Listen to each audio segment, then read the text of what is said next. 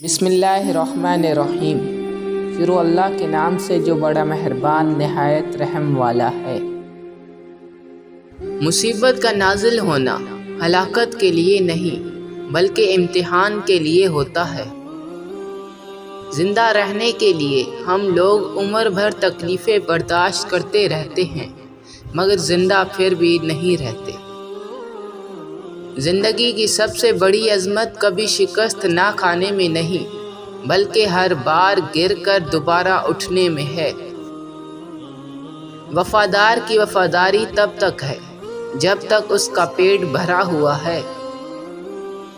جو مرد 3 لوگوں میں اپنی بیوی کا دفاع نہ کر سکے اس مرد کو کسی بیوی کا شوہر کہلانے کا حق ہی نہیں ہوتا۔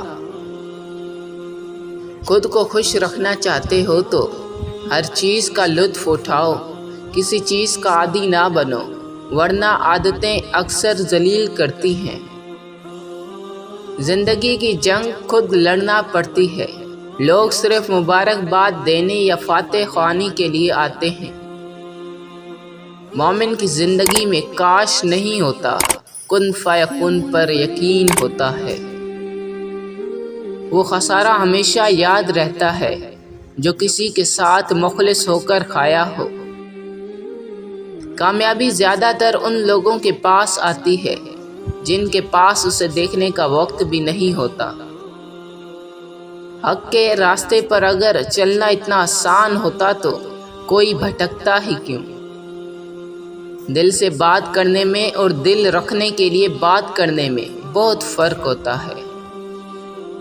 25 سال کی عمر تک ہمیں کوئی پرواہ نہیں ہوتی کہ لوگ کیا سوچیں گے۔